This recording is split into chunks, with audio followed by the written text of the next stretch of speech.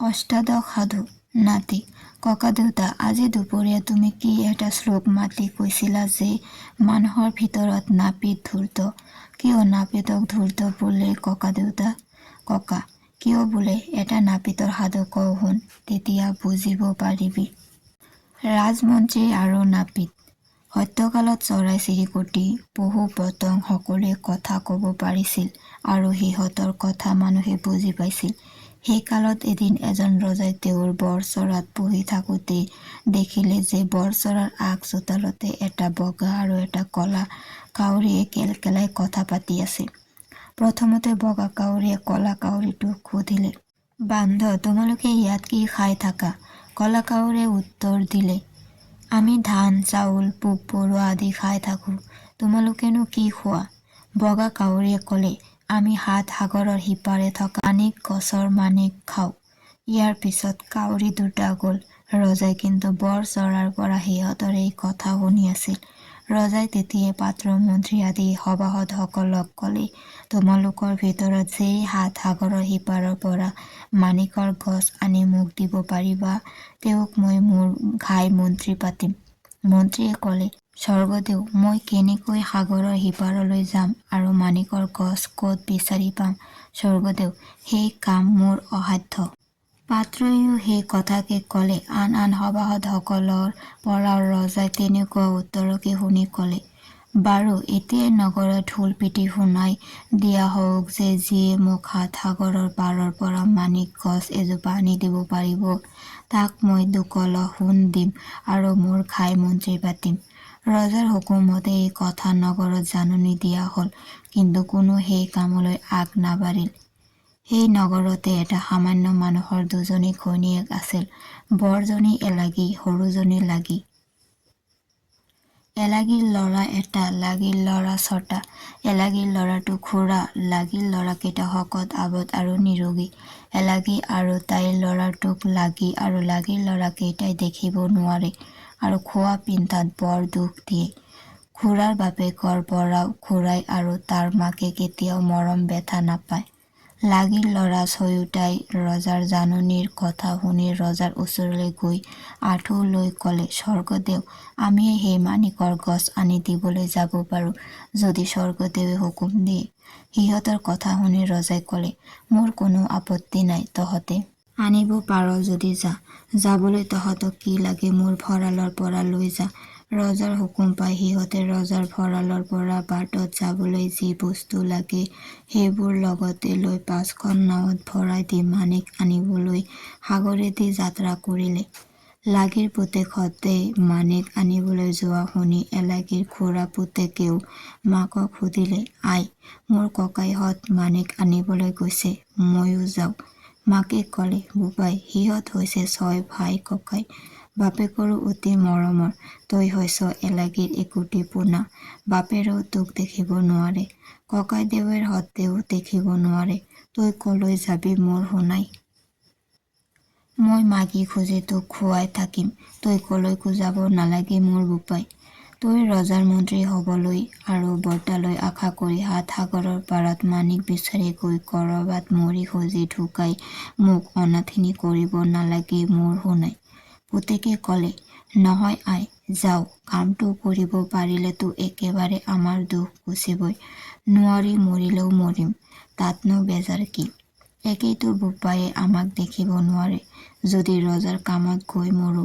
তেনেহ'লে ৰজাই তোমাক পুহিব সেই দেখি আই তুমি হকা বাধা নকৰিবা মোৰ বৰ মন গৈছে যাওঁ গৈ এবাৰ চাওঁৱেইচোন বিধাতাইনো আমাৰ কপালখনত সদায় দুখকে লিখিছেনে খুৰাই এইদৰে বৰকৈ মাকক কেৰজেৰকৈ ধৰিলত মাকে এৰাব নোৱাৰি কান্দি কাটি পুতেকক বিদায় দিলে খুৰাই ৰজাৰ আগত আঁঠু লৈ ক'লেগৈ স্বৰ্গদেৱে আজ্ঞা দিলে বন্দীয়েও মাণিকৰ গছ আনিবলৈ যাব পাৰোঁ ৰজাই ক'লে ভাল কথা যাব খুজিছ যা আৰু কি লাগে মোৰ ভঁৰালৰ পৰা লৈ যা খুৰাই অলপমান খোৱা বস্তু টোপোলা বান্ধি লৈ ৰজাৰ ঘোঁৰাশালৰ পৰা ঘোঁৰা এটা ল'বৰ মনেৰে ঘোঁৰাশালত সোমাল। কিন্তু সি যিমানকে ঘোঁৰা চাই ফুৰিছে এটা ঘোঁৰাও তাৰ চকুত লগা নাই। সি ক্ষীণোৱা আৰু উজুটিতে পৰি মৰা ঘোঁৰা এটা দেখি হঠাৎ তাৰ আগত থমকি ৰল, কাৰণ ঘোঁৰাটো সি সৰ্বসুলক্ষণীয়া যেন দেখিলে।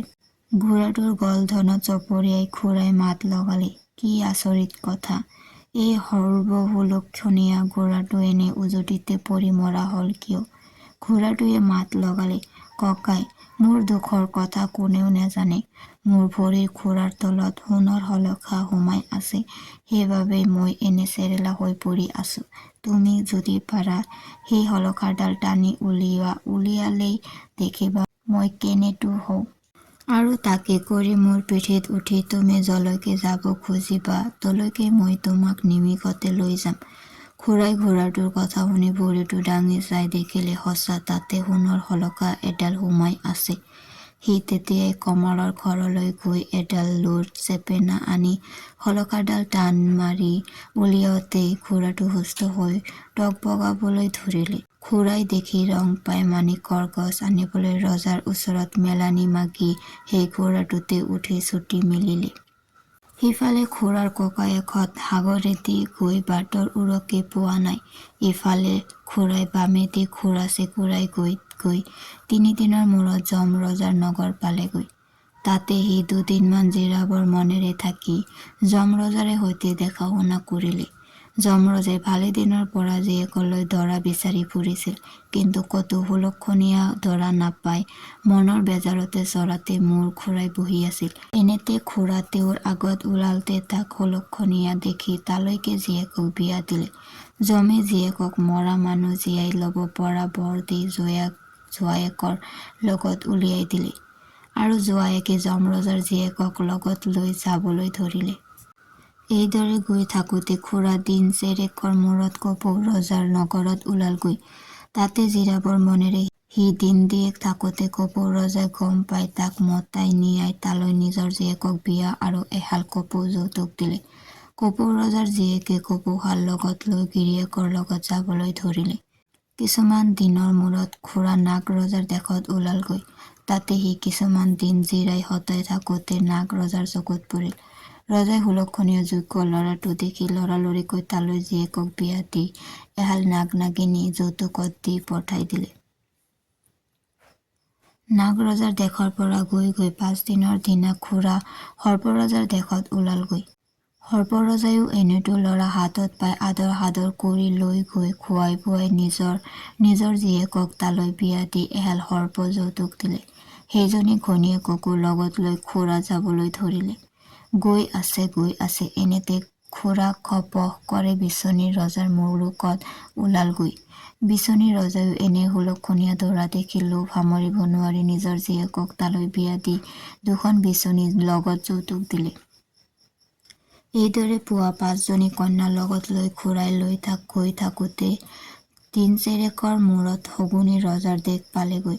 শগুনী ৰজাইও যম, কপৌ, নাগ, সৰ্প আৰু বিচনী ৰজাৰ আৰ্হি লৈ বৰ ৰং মনেৰে ধুম-ধাম কৰি নিজৰ জীয়েকক ঘোঁৰালৈ বিয়া দিলে আৰু জীয়েকৰ লগত সাগৰৰ সিপাৰৰ মাণিকৰ গছ এজোপা আনি যৌতুক দি জীয়েক জোৱায়েকক পঠাই দিলে।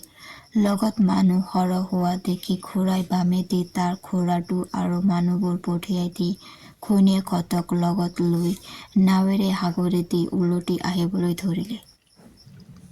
ইফালে ঘোঁৰাৰ ককায়েক ছটাই মাণিকৰ গছ বিচাৰি নাপাই উভতি আহি থাকোঁতে দূৰৰ পৰা ঘোঁৰাৰ নাও দেখা পালে। সিহঁতে দেখিলে ঘোঁৰাই ৬জনী কন্যাৰ সতে মহাপয়োভৰেৰে আনন্দ কৰি তোলপাৰ লগাই সাগৰেদি আহিব লাগিছে। তাকে ভাবি সিহঁতে কোৱা মেলা কৰিলে যে আমি ৬টা গছ হস্তি যেন মতা মানুহক চেৰজ পেলাই এতিয়া ঘোঁৰাহে মন্ত্ৰী হ'ব লগা হ'ল। সি মন্ত্ৰী হ'ব আৰু আমি তাৰ খাটনি ধৰি ভাত মোকোলাই খাম। ই কথা হ'বই নোৱাৰে। ঘোঁৰাক হাং কৰি থৈ তাৰ হাতৰ পৰা মাণিকৰ গছ আৰু কন্যাবোৰ কাঢ়ি লৈ ভাগ-বাটি লওঁহক, আৰু মাণিকৰ গছ ৰজাক দি আমাৰ এটা মন্ত্ৰী হওঁহক। সিহঁতে ইয়াকে আলচ কৰি সিহঁতৰ নাও খুৰাৰ নাৱৰ ফালে খেৱা দি লৈ আহি ওচৰ পাই মিঠাকৈ মাত লগালে, সেইটো আমাৰ খুৰা ভাইটি নে? তই ইমানবোৰ কন্যা কৰ পৰা পালি? মাণিকৰ গছ আনিছ নেকি? খুৰাই উত্তৰ দিলে, এৰা ককাইটিহঁত ময়েই মাণিকৰ গছও আনিছোঁ। তাৰ পিছত সি কেনেকৈ আহিল, কেনেকৈ কন্যাবিলাক পালে আৰু মাণিকৰ গছ কেনেকৈ পালে, এটাইবোৰ কথা আগৰ পৰা গুৰিলৈকে ককায়েকহঁতৰ আগত ভাঙি চিঙি ক'লে। এই কথা শুনি সিহঁতে আৰু সোধ পোছ নকৰি নাৱৰ বঠাৰে কোবাই খুৰাক মাৰি সাগৰত পেলাই দিলে। ইয়াকে দেখি যমৰজাৰ জীয়েকে কাবৌ কোকালি কৰি সিহঁতক ক'লে যে আমাৰ গিৰিহঁতক আপোনালোকে মাৰি আমাক ভাগবাটি ল'লে ভাল কৰিলে। কিন্তু তেওঁতো আমাৰ স্বামী আছিল, এতেকে তেওঁৰ শটো পানীৰ পৰা তুলি আনি আমাক দিয়ক। আমি লৈ গৈ ঘৰত খৰি দিওঁগৈ হওক, নহ'লে বৰ পাপৰ কথাটো হ'ব।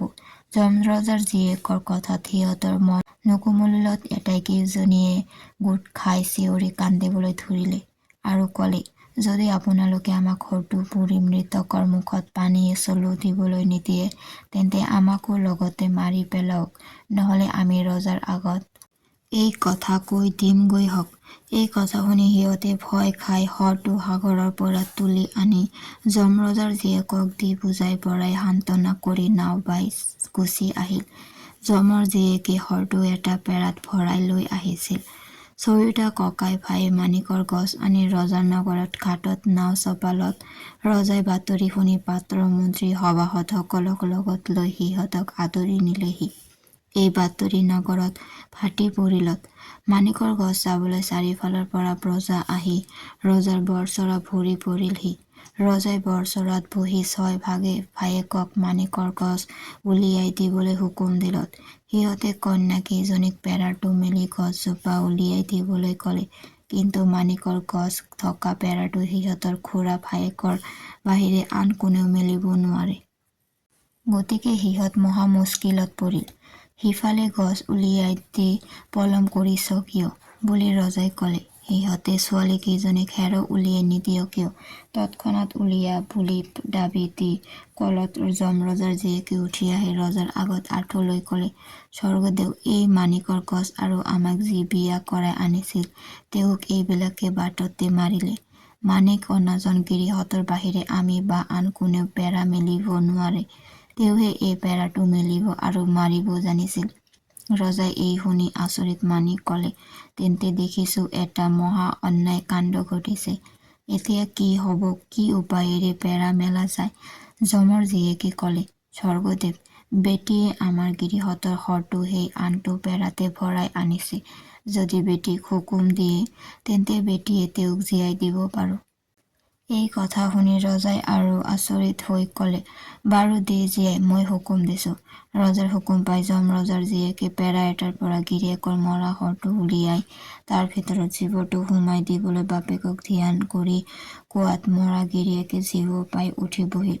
আৰু তেতিয়া সি পেৰাটো মেলি মাণিকৰ গছজোপা ওলালতে তাৰ জেউতিত ৰজাৰ বৰচৰা তিৰবিৰাবলৈ ধৰিলে। ৰজাৰ মহা আনন্দ মিলিল আৰু ৰাইজে চাৰিওফালৰ পৰা হৈধৱনি দিবলৈ ধৰিলে। তাৰ পিছত ৰজাই খুৰাৰ মুখৰ পৰা সকলো কথা শুনি তাক ঘাই মন্ত্ৰী পাতিলে। তাৰ হিংসাকুৰীয়া ককায়েকহঁতক হাতেৰে গচকাই মৰালে। কিছুদিন এইদৰে খুৰাই ঘাই-মন্ত্ৰী হৈ সুখেৰে থকা দেখি ৰজাৰ নাপিতটোৰ বৰ খিয়াল লাগিল। নাপিতটো ৰজাৰ বৰ খাটনিয়াৰ আছিল। কেনেকৈ খুৰাক মন্ত্ৰী ভাঙি সি আন এজনক মন্ত্ৰী পতাব, দিনে ৰাতিয়ে তাৰ এইহে চিন্তা হ'ল। এদিন সি ৰজাৰ দাঢ়ি খুৰাই থাকোঁতে ৰজাক লাহেকৈ ক'লে, স্বৰ্গদেউ, মাণিকৰ গছ আনি মন্ত্ৰী হোৱাই মন্ত্ৰী নহয়, মন্ত্ৰীৰ আৰু কাম আছে।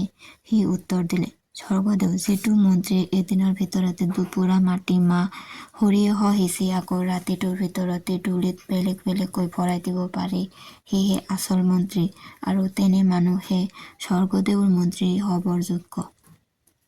নাপিতৰ কথা শুনি পিছদিনা ৰজাই মন্ত্ৰীয়ে হতুৱাই দুপুৰা মাটিত মাহ সৰিয়হ সিঁচাই দি ক'লে, মন্ত্ৰী, যদি তুমি আজি ৰাতিৰ ভিতৰতে আকৌ এই মাহ সৰিয়হবোৰ ডুলিত ভৰাই দিব পাৰা, তেহে তুমি মোৰ মন্ত্ৰী হৈ থাকিব পাৰিবা। নহলে তোমাক মই কটাম। ৰজাৰ কথা শুনি মন্ত্ৰীয়ে বেজাৰ কৰি ঘৰলৈ গৈ মন মাৰি বহি আছে। এনেতে কপৌ ৰজাৰ জীয়েকে সুধিলে, আজি আপোনাৰনো কি হল? মন মাৰি বহি আছে কিয়? গিৰিয়েকে কলে, কি কম বেজাৰৰ কথা। আজি ৰাতিটোৰ ভিতৰতে দুপুৰা মাটিৰ মাহ সৰিয়হবোৰ বুটলি আনি ডুলিত ভৰাই দিবলৈ ৰজাই হুকুম দিছে, নহলে হেনো কাটিব। কপৌ ৰজাৰ জীয়েকে কলে, ইছ বৰ কথাটো, আপুনি বেজাৰ নকৰিব, খাই বৈ শুই থাকক, মই তাৰ দিহা কৰিম। ঘৈণীয়েকৰ কথা শুনি মন্ত্ৰীৰ অলপ ভাল লাগিল। তেওঁ খাই বৈ শুই থাকিল। ইপিনে কপৌ ৰজাৰ জীয়েকে ৰাতি গহীন হলত তাইৰ যৌতুকৰ কপৌশাল উলিয়াই দি সিহঁতক কলে, বোপাই তহঁতক মোৰ বিপদত তৰিবলৈ দিছে, এতিয়া তহঁতে মাহ সৰিয়হবোৰ তুলি ধুলিত ভৰাই দিব লাগে। এই কথা শুনি কপৌশাল উৰি গৈ দেশৰ মানে যতবোৰ কপৌ আছিল এটাইবোৰ তেতিয়াই মাতি আনি সিহঁতৰ হতুৱাই ৰাতিৰ ভিতৰতে মাহ সৰিয়হবোৰ বুটলুৱাই ডুলিত ভৰুৱাই দিয়ালে। পিছদিনা ৰজাই দেখি আচৰিত মানিলে। নাপিতেও আচৰিত হৈ মন্ত্ৰীক ধ্বংস কৰিবলৈ আকৌ ন বুদ্ধি ভাবিবলৈ ধৰিলে। দিনৰ পিছত নাপিতে আকৌ এদিন ৰজাৰ গা পিটিকি থাকোতে ৰজাক কলে, স্বৰ্গদেৱ, এই মন্ত্ৰী নহয়, মন্ত্ৰীৰ আৰু কাম আছে। ৰজাই, কি কাম কচোন বুলি সুধিলত নাপিতে কলে, স্বৰ্গদেৱ, যি এৰাতিৰ ভিতৰতে দুপুৰা মাটিত দুটা পুখুৰী খনাই নাক বহুৱাই দিব পাৰে সিহে আচল মন্ত্ৰী। এই কথা শুনি ৰজাই মন্ত্ৰীক আগৰ দৰে হুকুম দি কলে, যদি পুখুৰী খনাই দিব নোৱাৰা তেনেহলে তোমাৰ মূৰ যাব। সেইদিনা মন্ত্ৰীয়ে ঘৰত মূৰ গমাই বহি আছে দেখি নাগ ৰজাৰ জীয়েকে দেখা পাই কি হৈছে বুলি সুধিলত তেওঁ ৰজাৰ হুকুমৰ কথা কলে। কথাটো শুনি ঘৈণীয়েকে কলে, এইটো টান কাম নহয়, আপুনি খাই বৈ মহা সুখে শুই থাকক, মই তাৰ ব্যৱস্থা কৰিম। ৰাতি গহীন হলত নাগ ৰজাৰ জীয়েকে যৌতুকত পোৱা নাগ নাগিনীক কলে, বোপাই মোক বিপদত তৰিবলৈ তহঁতক মোৰ লগত দিছে, তহঁতে আজি ৰাতিৰ ভিতৰতে এই দুপুৰা মাটিত পুখুৰী দুটা খানি তাতে নাক বহুৱাই দিব লাগিব, নহলে এৰণ নাই। নাগ ৰজাৰ জীয়েকৰ কথা শুনি নাগ নাগিনীয়ে তেতিয়াই দেশৰ নাগ মাতি আনি পুখুৰী খানিবলৈ লগাই দিলে আৰু ৰাতিৰ ভিতৰতে মাটি দুপুৰাত সিহঁতে দুটা পুখুৰী খানি তাত নাগ পুতি থৈ গুচি গল।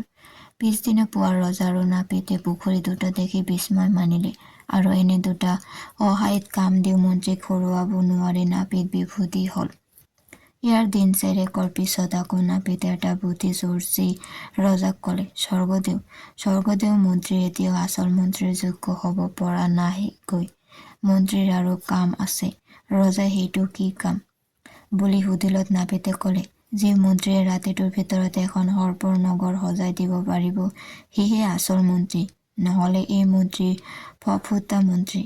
নাপিতৰ কথা শুনি ৰজাই মন্ত্ৰীক মতাই আনি কলে, তুমি যদি আজি ৰাতিৰ ভিতৰতে মোক এখন সৰ্পৰ নগৰ সজাই দিয়াব পাৰা তেহে তুমি মোৰ মন্ত্ৰী হৈ থাকিব পাৰিবা, নতুবা তোমাক কটাম। মন্ত্ৰী আকৌ এইটো ন বিপদ গাত পৰাহি দেখি জোখে বেজাৰে ঘৰত জুপুকা মাৰি বহি আছেগৈ। এনেতে সৰ্পৰজাৰ জীয়েকে দেখি কি হৈছে বুলি সুধিলত গিৰিয়েকে সেই বিপদৰ কথা কৈ দুখ কৰিবলৈ ধৰিলে। ঘৈণীয়েকে কলে, এই ফেৰা কথাৰ নিমিত্তে আপোনাৰ ইমানটো বেজাৰ, যাওক আপুনি ভাত পানী খাই মহা সুখে শুই থাককগৈ, মই এই ৰাতিৰ ভিতৰতে আপোনাক সৰ্পৰ নগৰ কেইখন লাগি সজাই দিয়াম। ঘৈণীয়েকৰ আশ্বাস বাণী শুনি গিৰিয়েকে ভাত পানী খাই শুই থাকিল। ৰাতি দুপৰ হলত সৰ্পৰজাৰ জীয়েকে যৌতুকত পোৱা সাপযোৰা জপাৰ পৰা উলিয়াই এৰি দি সৰ্পৰ নগৰ এখন সাজি দিবলৈ সিহঁতক কলত সিহঁতে ততালিকে গৈ লগৰ সাপ এটাইবোৰ মাতি আনিলেগৈ। সিহঁতে বৰ অজগৰক ঘোটা চুটি পাতিলে, পানী মৰালি আৰু ডাহিক মাৰলি আৰু ৰোৱা পাতিলে। এইদৰে বিধে বিধে সাপেৰেই ঘৰৰ পৰা দুৱাৰলৈ পদূলিৰ পৰা বাটলৈকে সিহঁতে সাজি গোটেইখন সৰ্পময় কৰি পেলালে। ৰাতি এডোখৰৰ পৰা সাপৰ ফোপা উৰি ওচৰত মানুহ থাকিব নোৱাৰা হল। সাপৰ ফোপা উৰি শুনি ৰজাৰ টোপনি ভাগি গলত ৰজাই উঠি চাই বিচূৰ্তি হৈ ভয় খাই লৰ মাৰি বৰ ঘৰৰ ভিতৰত সোমালগৈ। তেতিয়া ৰজাই মন্ত্ৰীক মতাই অনাই কলে, মন্ত্ৰী, মোক সৰ্পৰ নগৰ নালাগে, এতিয়াই ভাঙি দিয়া। মন্ত্ৰী সেই কথা সৰ্পৰজাৰ জীয়েকক কলত ঘৈণীয়েকে ভিতৰৰ পৰা তিনিটা চাপৰি মাৰি দিলত সাপবোৰ দিহা দিহি গুচি গল আৰু তেতিয়াহে ৰজাই বৰঘৰৰ ভিতৰৰ পৰা ওলাব পাৰিলে। নাপিতে তাৰ বুদ্ধিবোৰ এটা এটাকৈ খটাইও মন্ত্ৰীক একো কৰিব নোৱাৰি বিমূৰত পৰি থাকি কিছুমান দিনৰ অন্তত আৰু এটা বুদ্ধি উলিয়ালে। সি মন্ত্ৰীক মাৰিবৰ মনেৰে ৰজাক এদিন ক'লে, স্বৰ্গদেৱ, আপোনাৰ মন্ত্ৰী এইবোৰ যিমানকে কৰি দেখুৱাওক, তথাপি সি আপোনাৰ যোগ্যৰ আচল মন্ত্ৰী হ'ব পৰা নাই। যেতিয়ালৈকে সি আপোনাৰ উপৰি পুৰুষৰ চিৰি আঙঠিটো আনি দিব নোৱাৰে, তেতিয়ালৈকে সি আচল মন্ত্ৰী হ'ব নোৱাৰে। যি সেই চিৰি আঙঠি আনি দিব পাৰে, সিহে আচল মন্ত্ৰী। ৰজাই নাপিতৰ কথা শুনি মন্ত্ৰীক মতাই আনি ৰজাৰ উপৰি পুৰুষৰ চিৰি আঙঠি আনিবলৈ হুকুম দি ক'লে, আনিব নোৱাৰিলে তোমাৰ প্ৰাণ নাথাকে। ৰজাৰ হুকুম শুনি মন্ত্ৰীয়ে ভাবিলে যে তেওঁৰ আৰু এইবাৰ ৰক্ষা নাই। ঘৰলৈ গৈ তেওঁ মন মাৰি বহি আছে। এনেতে বিচনীৰ ৰজাৰ জীয়েকে তেওঁক সেইদৰে আমন জিমনকৈ থকা দেখি কৈ হৈছে বুলি সুধিলত তেওঁ ক'লে, এইবাৰ জীয়াই থাকিলেহে থাকা। আজি ৰজাই তেওঁৰ উপৰি পুৰুষৰ চিৰি আঙঠি আনিবলৈ মোৰ হুকুম দিছে। আনি দিব নোৱাৰিলে মোৰ প্ৰাণ নাথাকে। ঘৈণীয়েকে ক'লে, বাৰু যাওক, খোৱা বোৱা কৰকৈ, চিৰি আঙঠি আনি দিব লাগে, আনি দিয়া যাব। সি একো টান কাম নহয়। ঘৈণীয়েকৰ কথা শুনি মন্ত্ৰীয়ে অলপ উশাহ পাই উঠি খাবলৈ গ'ল। ইফালে নাপিতটোৱে ভাবিলে, ই মন্ত্ৰীয়েনো কেনেকৈ বাৰে বাৰে ইমান আচৰিত কামবোৰ কৰে, চাব লাগিব। ইয়াকে নাপিতে ভাবি ৰাতি মন্ত্ৰীৰ ঘৰলৈ গৈ বাহিৰৰ পৰা বেৰৰ জলঙাই দি ঝুমি চাই আছিল।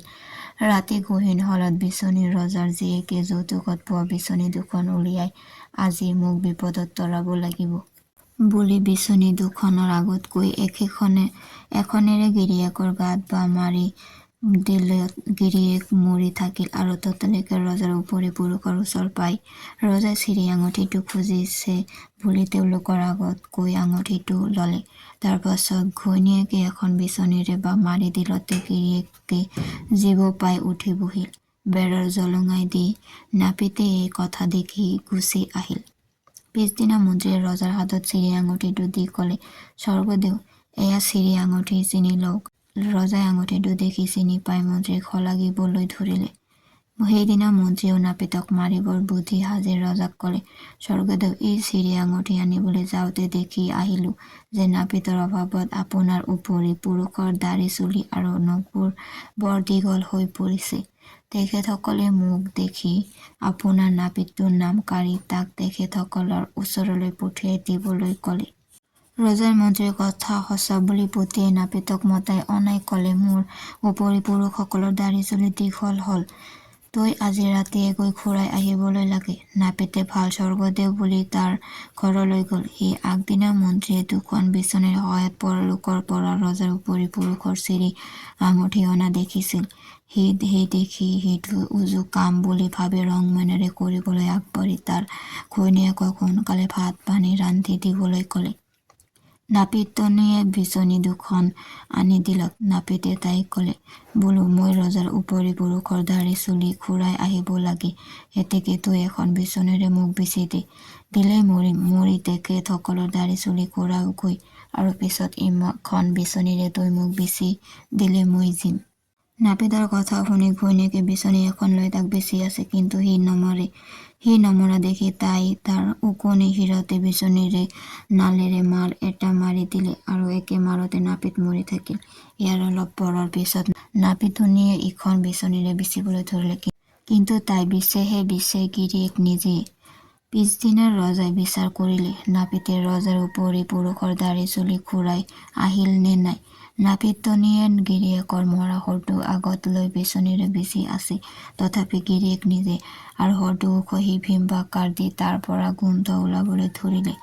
শেহত তাৰ পৰা ইমান গোন্ধ ওলাবলৈ ধৰিলে যে গোন্ধ পাই ৰজাই নাপিতৰ কি হ'ল তাৰ ঘৰৰ ভিতৰ সোমাই চাবলৈ টেকেলা পঠিয়াই দিলে।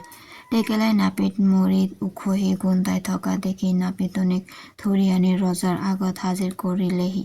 ৰজাই তেতিয়াই ঘৈণীয়েকে নাপিতক মাৰিলে বুলি ভাবি তাইকো মৰাই নাপিতৰ সৈতে একেলগে পোতাই থলে। সেইদিনাৰ পৰা মন্ত্ৰীয়ে সুখেৰে খাই লৈ কাম কাজ কৰি থাকিল।